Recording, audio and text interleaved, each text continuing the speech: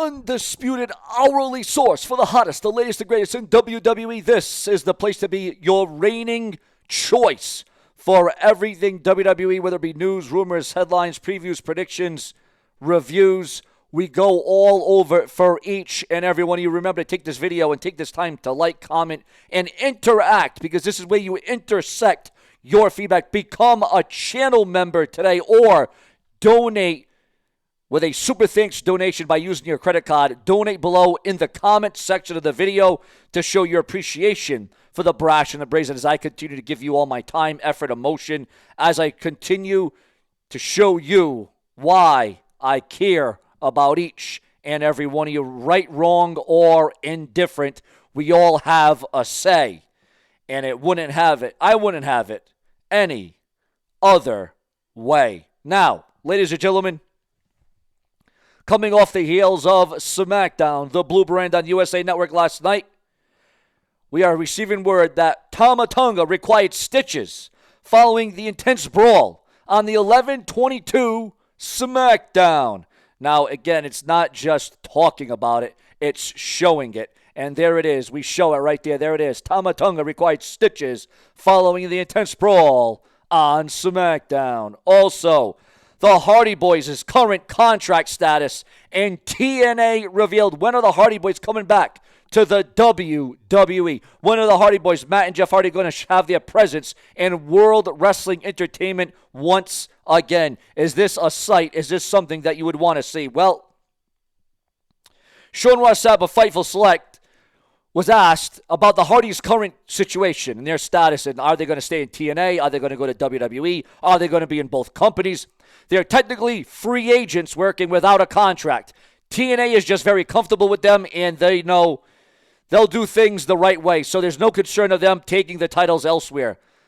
This loose agreement speaks volumes about the trust between TNA and the Hardy Boys. Their return has already created a buzz, specifically after Jeff's dramatic comeback during Moose's post-match beatdown of Matt Hardy against all odds.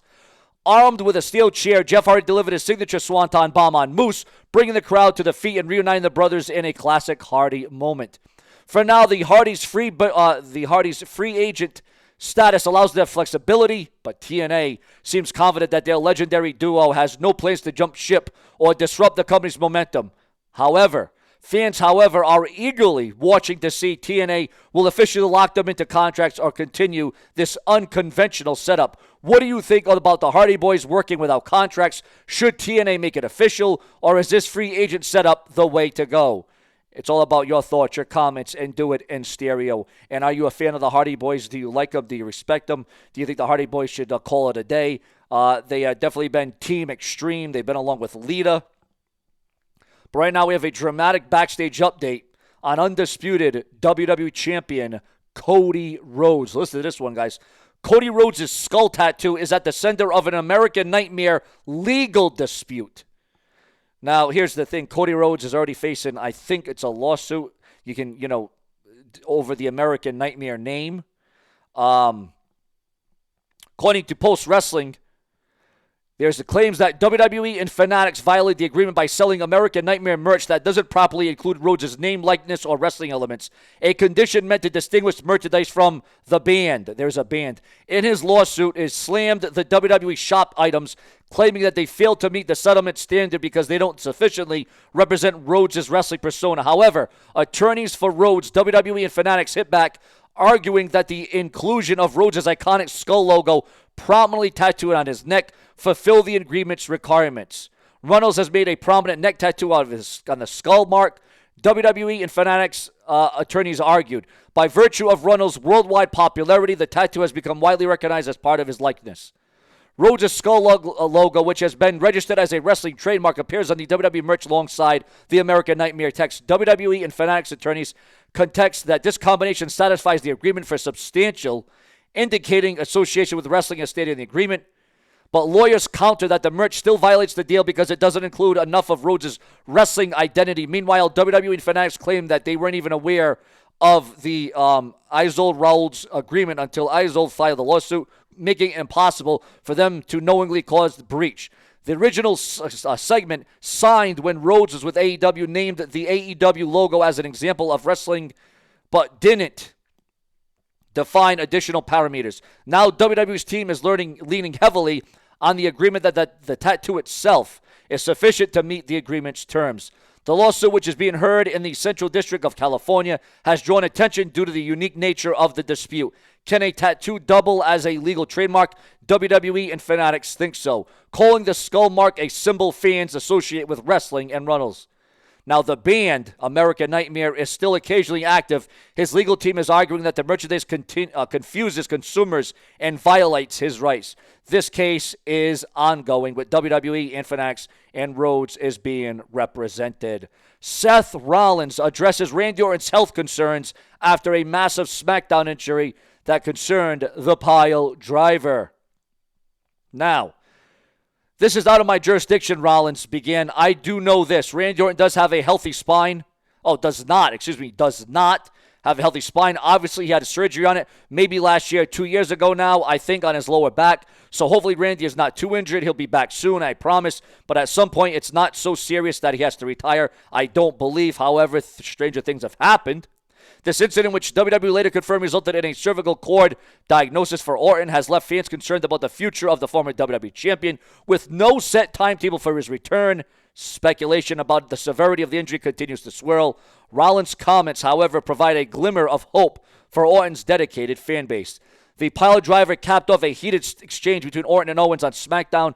Owens, donning a bold Kevin is Right t-shirt, confronted Orton after weeks of brewing animosity sparked at Crown Jewel. With Orton signing with Cody Rhodes and Owens' fiery attack on Rhodes setting the feud ablaze, their confrontation was destined to explode. Fans were stunned as Owens' pile driver left Orton motionless in the ring. Medical personnel rushed in, and the chilling sign of Orton being stretched out has since been the topic of heated discussions across the WWE universe. Rollins' comments come as a reminder of Orton's resilience and his long-standing dedication to the business. So we're going to see exactly what goes on there. Blue Kane gets beat down by WWE legend Mick Foley and Kurt Angle at GCW Dream On. Now, we all know that the Blue Kane really gained a lot of momentum and recognition about a year or so ago, but now Blue Kane gets beat down by WWE legends Mick Foley and Kurt Angle. Your thoughts, your comments, and your opinion. CM Punk inserts himself into a Bloodline throwback pick after his SmackDown return, which obviously, speaking about that, a lot of people thought last night that the fifth man, the fifth guy, the final guy to join Team Roman Reigns, the Bloodline, the OG Bloodline, was going to be a Paul Heyman guy by the name of Brock Lesnar. Everyone thought it was going to be F5 time.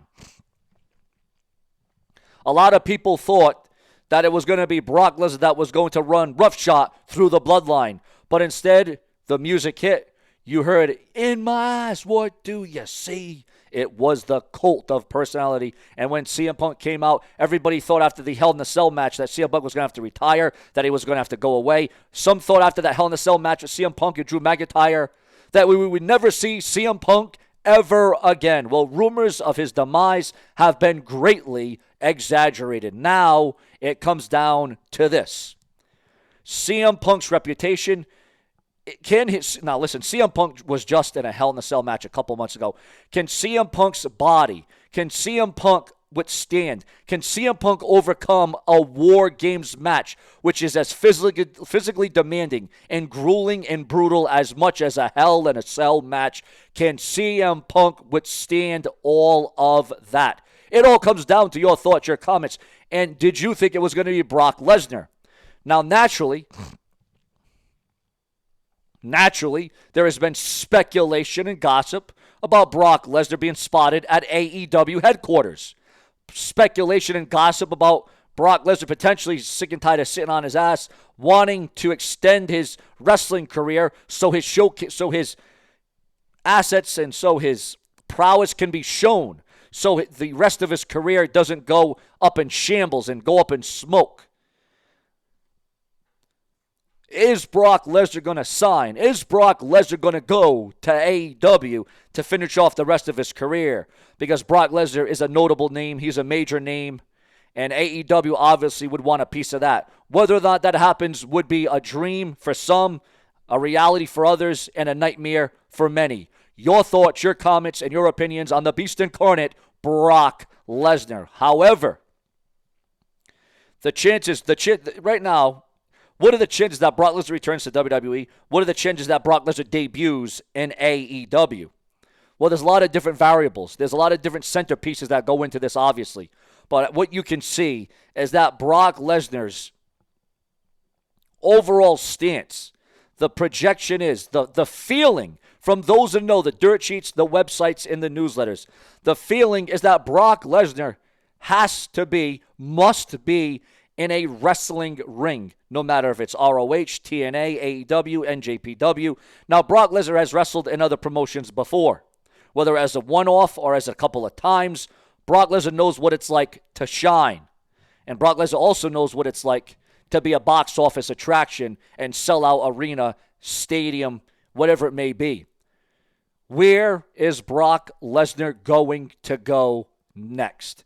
Only the Beast Incarnate himself knows that. Subscribe, click the bell, become a channel member today, because you know if it's not brash, well then it is trash. Remember, ladies and gentlemen, to check out my channel hourly for all WWE, because the fix is in. You have come to your premier place for WWE, because the situations will arise multiple times a day. Plenty more to come in this November to remember.